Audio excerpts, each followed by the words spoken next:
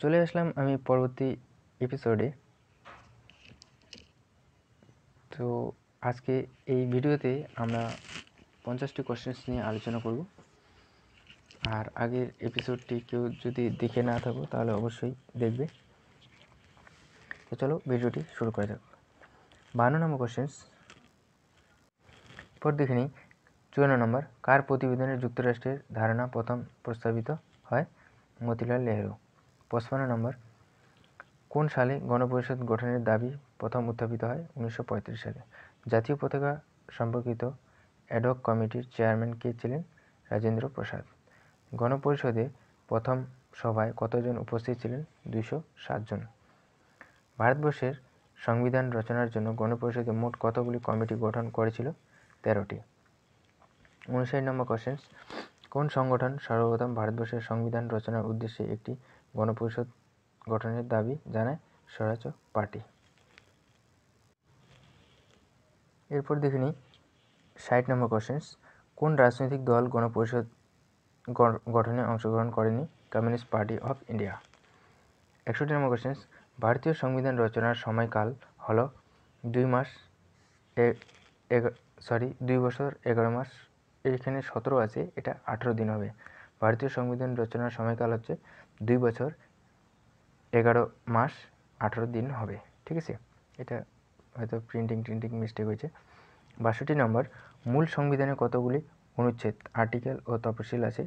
এটি 395টি আর্টিকেল ও 8টি ধারা আছে। শিডিউল। 63 নম্বর, কততম সংবিধান সংশোধনের মাধ্যমে সিকিমকে ভারতের একটি অঙ্গরাজ্যের মর্যাদা দেওয়া হয়? 36 নম্বর সংবিধান সংশোধনের মাধ্যমে। কত সালে? 1975 সালে। কত খ্রিস্টাব্দে সিকিম ভারতের 22তম অঙ্গরাজ্য হিসেবে স্বীকৃতি পায়? 1975 সালে। কোন রাজ্য ভেঙে ছত্তিশগড় রাজ্যটি হয়েছে? এটাই হচ্ছে মধ্যপ্রদেশ, 2002 সালে।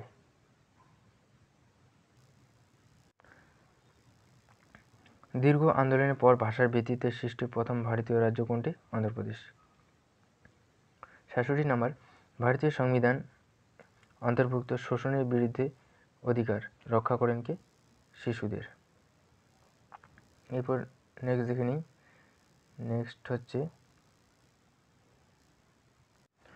এরপরে দেখে নিই 68 নম্বর কোশ্চেন্স, কোন মৌলিক অধিকারটিকে আম্বেদকর সংবিধানের হৃদয় ও আত্মা রূপে বর্ণনা করেছেন? সাংবিধানিক প্রতিকারের অধিকার। 59 নম্বর কোশ্চেন্স, কোন মৌলিক অধিকারটি বর্তমানে একটি সংবিধান প্রদত্ত মৌলিক অধিকার নয়? একই রাজ্যের জন্য একই পারিশ্রমিক। ভারতে প্রথম কোন রাজ্যে রাষ্ট্রপতি শাসন জারি হয়? পাঞ্জাব। 71 নম্বর কোশ্চেন্স, কোন মৌলিক অধিকার রক্ষার জন্য পাশ করা হয়েছে অস্পৃশ্যতা নিষিদ্ধকরণ আইন? এটা হচ্ছে সাম্যের অধিকার। 72 নম্বর কোশ্চেন দেখে নিই। ভারতীয় সংবিধান কত নম্বর ধারায় ভারতীয় নাগরিকদের কয়েকটি মৌলিক স্বাধীনতা প্রদানের অঙ্গীকার করা হয়েছে? 19 নং ধারায়। 73 নম্বর, কে গণপরিষদের প্রবীণতম সদস্য ছিলেন? সচ্চিদানন্দ সিনহা।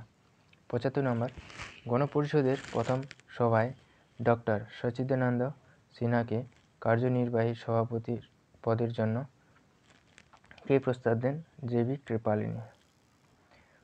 76 নম্বর, ভারতীয় শাসনতন্ত্র কোন দেশের অনুকরণে পার্লামেন্টারি শাসন ব্যবস্থা রূপায়ণ করেছে? এটা হচ্ছে ব্রিটেন। এরপর নেক্সট দেখে নিই 77 নম্বর কোশ্চেন্স, কোথা থেকে ভারতীয় সংবিধানের নির্দেশাত্মক নীতি ধারণাটি গ্রহণ করা হয়েছে? ভারত শাসন আইন 1935 সাল থেকে। 78 নম্বর কোশ্চেন্স, ভারত একটি প্রজাতন্ত্র রাষ্ট্রকরণ। ভারতের রাষ্ট্রপতির পদটি একটি নির্বাচিত পদ। এবার 79 নম্বর কোশ্চেন দেখে নিই। কততম সংশোধনের মাধ্যমে ভারতীয় সংবিধান প্রস্তাবনাটি সংশোধিত হয়েছিল? এটি 42তম সংবিধান সংশোধনের মাধ্যমে। 80 নম্বর কোশ্চেন, সার্বভৌম শব্দটি কোন অর্থটি সঠিক? বৈদেশিক নিয়ন্ত্রণ থেকে মুক্তি। 81 নম্বর, জনস্বার্থ মামলা ও পাবলিক ইন্টারনেট লিটিগেশনস এর ধারণাটি কোন দেশ থেকে এসেছে? আমেরিকা থেকে। 82 নম্বর কোশ্চেন, ভারতীয় সংবিধান বর্ণিত বিচার বিভাগীয় পুনর্বিবেচনা ও জুডিশিয়াল রিভিউ এর ধারণা গ্রহণ করা হয়েছে কোন দেশের সংবিধান থেকে? আমেরিকা। 83 নম্বর, ভারতীয় সংবিধানের 19 নম্বর ধারার বিষয়বস্তু কি? স্বাধীনতার অধিকার। 84 নম্বর কোশ্চেন, কোনটি মৌলিক অধিকার নয়? ধর্মঘট করার অধিকার। 85 নম্বর, ভারতীয় সংবিধানের 25 নম্বর ধারায় কিসের উল্লেখ আছে? 25 নম্বর ধারায় উল্লেখ আছে ধর্মীয় স্বাধীনতার অধিকার। 86 নম্বর কোশ্চেন, মৌলিক অধিকারগুলি স্থগিত রাখার আদেশ দিতে পারে কে? মন্ত্রিসভার অনুমোদন ক্রমে রাষ্ট্রপতি। 87 নম্বর কোশ্চেন, কততম সংবিধান সংশোধনের মাধ্যমে সম্পত্তির অধিকারকে মৌলিক অধিকারের তালিকা থেকে বহির্ভূত করা হয়েছে? 44 নম্বর। 88 নম্বর কোশ্চেন দেখে নিই, ভারতীয় সংবিধানের কোন ধারায় যে কোনো রকমের অস্পৃশ্যতাকে অসাংবিধানিক হিসাবে গ্রহণ করা হয়েছে? 17 নম্বর। কততম সংবিধান সংশোধনের মাধ্যমে মৌলিক কর্তব্য সংক্রান্ত অংশটি সংবিধানের অন্তর্ভুক্ত করা হয়েছে? 42তম। 90 নম্বর কোশ্চেন, কোন সালে সংবিধান সংশোধনের মাধ্যমে মৌলিক কর্তব্য সংক্রান্ত অংশটি সংবিধানে অন্তর্ভুক্ত করা হয়েছে? 1976 সালে। বাক স্বাধীনতা হলো একটি কি মৌলিক অধিকার? ভারতে নাগরিকত্ব কী ধরনের? এক নাগরিকত্ব। এরপর 93, ভারতের সংবিধান রাষ্ট্র পরিচালনার নির্দেশক নীতি কোন পাঠের অন্তর্গত? পার্ট 4। 94 কোশ্চেন, সংবিধানের কোন অংশ কল্যাণকর রাষ্ট্র এর ধারণাটি রয়েছে? নির্দেশক নীতি। 95 কোশ্চেন, রাষ্ট্রের নির্দেশক নীতি সমূহ আদালতে বিচারের যোগ্য নয়। 96 কোশ্চেন হচ্ছে, কোথা থেকে ভারতীয় সংবিধানের নির্দেশক নীতির ধারণাটি গ্রহণ করা হয়েছে? আয়ারল্যান্ডের সংবিধান থেকে। 97 কোশ্চেন দেখে নিই, ভারতীয় নাগরিকত্বের জন্য আবেদন করতে হলে ন্যূনতম কত বছর হতে হবে? এটা 5 বছর। 98 কোশ্চেন, ভারতীয় সংবিধানের কত নম্বর ধারা অধীন ভারত সরকার ভারতরত্ন ও পদ্মশ্রী পুরস্কার প্রদান করে? এটা হচ্ছে 18 নম্বর ধারা।